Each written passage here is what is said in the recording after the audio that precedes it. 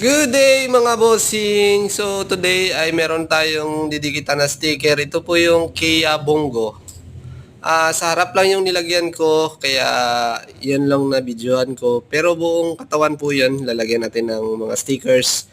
And yung color niya pala is 3 colors, 3 layers, tatlong patong.